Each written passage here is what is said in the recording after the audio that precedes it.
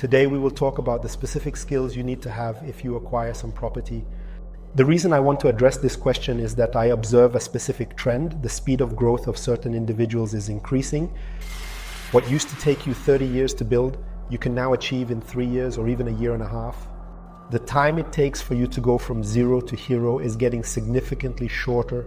This means that where someone used to build property over 50 years, you are simply able to do it in 5. You are able to build companies quickly. With the system changing, becoming globalized, digitalized, simply a winner takes all economy and similar. So the growth of crypto and simply the gains that can be made in crypto, your growth accelerates extremely. And basically, people who are getting rich much earlier, at a much younger age, and very often they don't have time to acquire the skills that the old, factory owners and some old investors, entrepreneurs accumulated over the years, gradually expanding. So if you acquire property very quickly, you will also need to acquire specific skills on how to manage property very quickly, and that's what I want to look at in today's video. Today, I have aggregated a few specific tips on what you need to learn to manage your property effectively. Let's get to it from the perspective of tax law and accounting in relation to property, and from the viewpoint of some business consulting. One of the things we do is help structure property, and today I've aggregated a few specific tips on what you need to learn to manage your property effectively. Let's get to it.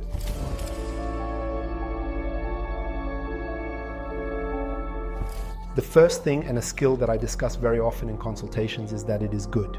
To learn, actually from a certain point, it is necessary to learn how to work with money within a structure. Until now, you were used to the idea that what is in your wallet is yours and you can spend it. You were used to having a bank account as your bank account, but with a certain amount of money, this is no longer an efficient way to arrange property. This is not how you should structure property in our system to be 100% efficient. Over time, or maybe not, but eventually most people come to the realization that they hold their property within some kind of structure. What I mean by holding it somewhere within a structure is that they have a foundation somewhere, they have a holding company somewhere, they simply have some other entity besides themselves that holds the property for them, whether for tax reasons or to mitigate certain risks. It is very important to mentally switch to being okay with the fact that my property is not entirely mine, that I control it, but it already belongs to another company that has its own rules of the game. This is something that needs to be mastered very often, because from what I perceive, for many people, especially if they are not entrepreneurs, if they have exited crypto, it is something that is uncomfortable for them because it carries a number of obligations. And actually that feeling of, so is it mine or is it my company's? What does it mean? It is just some level of abstraction that you put above your usual functioning. And it is good to master this, to master the skill of having money somewhere within a structure. Another thing that will need to be done quite quickly is to outsource things like tax law, accounting, and general admin, because if you try to dive into it yourself, it will kill you. We had some clients who were a bit frustrated with how the tax law system works and wanted to learn it themselves, or wanted to manage their own entity's accounting. But your time is so valuable when you're sitting on significant money that this is something you need to get rid of. You need to find someone who is trustworthy enough for you and just transfer this problem elsewhere, because the obligations you have to fulfill when you have substantial property, and typically you don't have it just as an individual, are so many that it's not something you should be dealing with, because it's extremely expensive to handle.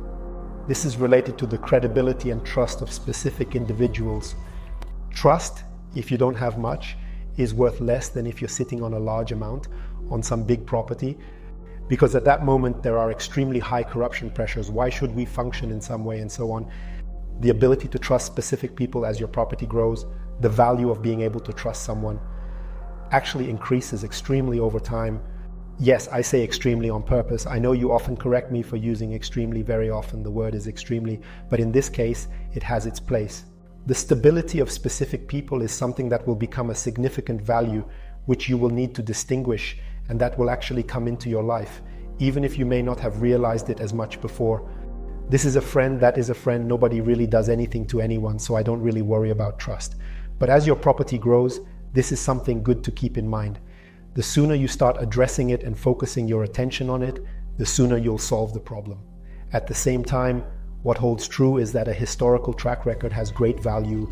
That's why it's good, even if you don't have much, to essentially build a track record with people, give them at least a small opportunity, and not act unfairly towards them. By doing this, you are actually buying extremely valuable information. And if you ever become wealthy in the future, you will realize that you are acquiring extremely valuable information. A track record with a specific person where we have been in situations so many times that sometimes I was at a disadvantage, sometimes he was at a disadvantage, and in the end, we always came out of it fine and reached an agreement, and no one ever betrayed anyone. This is so incredibly valuable, even if you don't have the property, that it's something that makes sense to build from the very beginning.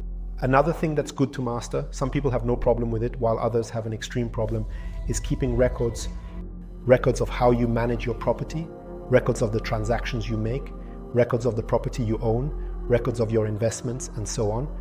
When you have a few 100,000 or a few lower millions, the problems you can create are relatively small in absolute terms compared to how much it would cost to carefully and meticulously solve them. But if you are dealing with larger property, you will find that small mistakes, some mess where you don't know what happened, or some forgotten thing, some forgotten rule, forgotten investment, and the like, will end up costing you a lot of money. So what is good is to make some kind of Excel spreadsheet. Typically everything is resolved with an Excel spreadsheet in the end. Make some kind of Excel spreadsheet where I simply keep a record of what I'm doing, set some rules on how I enter data into it, and just have an aggregate of what you have somewhere. At the same time, God forbid, if you were to die, navigating the chaos you are capable of creating is extremely difficult for someone else. So having some structure for how I keep track of things is incredibly valuable. At the same time, it needs to be said that if you have a larger property, the simple equation that it's cheaper not to deal with things stops working for you. For example, if you have a rental agreement for 15,000 CZK per month for a smaller apartment, it is often easy to just not read it, not check it, or read it yourself, sign it, and be done with it. Because what it would cost someone to carefully check it is a very large amount compared to the rent. So, a good and even very often rational decision would be to accept the risk that's there rather than pay to eliminate it, because it is relatively small. When I am about to sign a lease for a property at 250,000 a month, it might be a good idea for someone to take a look at it, because the cost for someone to check it, paradoxically, since it is typically a commodity service, is the same. However, it starts to make sense in that range. And if you acquire some larger property, then most of the things you will be doing will also be larger. And at that point, it will often make sense in those equations for someone to look into and actually handle even the relative details. But it is important to realize that at that moment, some record keeping and some scalability of the issue in absolute terms are necessary. You need to start cutting things and addressing problems that would never come up if you had less property. An extremely valuable skill will be saying no. For many people, it's a terrible problem, and I always really enjoy watching how people learn it if they get rich, because at the beginning it's like yes, yes, yes, and then after a year, 2, 3, I just see how it becomes no, no, no, I don't do this, I don't do that, and actually the no groups start to categorize very well. And that's something that will simply be a necessity, because if you acquire a large amount of property, suddenly you have a large number of opportunities, both investment opportunities and various friends who will want something from you, as well as travel opportunities. If you didn't have much before, then okay, we could have splurged a bit more, like going to Croatia or some other normal travel or normal consumption, a normal car, and so on, everything normal. If you have more property, suddenly the window of opportunity opens up for you, and essentially you have many more very interesting options. It is necessary to be able to filter better and say no more effectively, and to choose the specific opportunities that make sense for you. At the same time, besides some opportunities, you will also have to say no to people, because if you don't have much to offer to external parties. If you acquire some property, it's clear that a lot of people would love to take a piece of your pie. So saying no to people is crucial. It will be what is absolutely a must-have if you want to maintain that property for a reasonably long time. Another skill, natural for some, less so for others, is to stay silent. We made a separate video about why money likes silence and big money likes big silence. However, a small reminder about flexing and sharing. The more money you have, the more property you have, the more noticeable you should be in this regard. The downside that this can cause you, the cost of being exposed compared to the cost when you don't have much, is just a significant difference. A beautiful example is Daniel Kretinsky. Simply put, if I greatly simplify the winner of current capitalism, when you look at his interviews, which he doesn't give many of, you often hear something like, "I should say something about that. Can I share it, can't I?" I'm literally thinking out loud about whether he can share this, or if it has any significant downside for him, and this is perfectly clear to see, because the fact that some guy who doesn't risk much is sharing it is one thing. But the moment you reveal that something over there is interesting and you want to buy it, someone will double the price because they know you're interested. Or you might hide that you're doing something here, and then a tax audit might just come because you weren't doing it completely right. Or someone might start taking an interest in it. The risk is so great that you really have to think carefully about what you want to release and what you want to keep to yourself. Another quite crucial thing is to switch your property from expected gains. What do I mean by that? If you have been an entrepreneur and have gotten rich through some business, built something, or gotten rich from crypto, or something that grows quickly, you are used to huge leaps. You were building a large company and were used to growth of 100% annually, 50% annually, just doing it. Our revenues are growing, turnovers, maximizing profit, blah, blah, blah. If you suddenly have a large amount of property and now you want to manage it reasonably, what you can realistically expect is to get a percentage PA, what the index does. Because what you put in is already some level of speculation, you are already taking on some level of risk.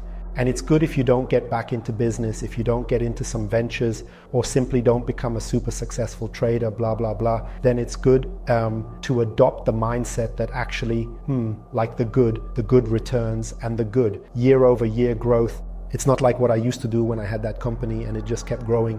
Every year we doubled, but now it's 10% PA, a boring 10% PA. And finally, a very important tip is to determine the goal of your property. If you have some small ordinary property that people die with, it's not such a big problem if they haven't resolved some inheritance issues or succession planning, because, well, there's simply 1,000,000 crowns left and they have 2 kids. Somehow the kids will spend those 500,000 each, some better, some worse, but there's really not much to deal with.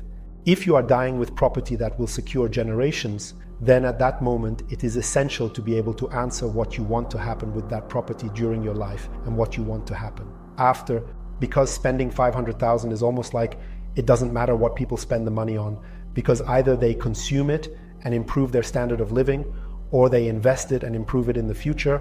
They will simply do something with it. If you die with 200 million and your son decides to consume the 200 million, well then maybe it's good to think about whether I really want my child to consume property worth 200 million. Because consuming 200 million of something specific means how I will manage that property. Something specific means about the approach, and actually it's some additional responsibility you have if you have non-trivial property. Think about what I want. Do I want it to go to charity? Do I want to give something to the kids? Do I want to consume it? Do I want the children with property to do whatever they want? Or do I just want to support growth-related things? Do I want it to reach my grandchildren or great-grandchildren? Or am I only interested in my own children? These are actually very fundamental questions. And now, what structure should I give it? Another question, I want it to be inherited, which means I want it to go into family management. I want to establish some foundation, some trust. Where should I set up a foundation or a trust? And where I won't have to deal with inheritance transfers between generations.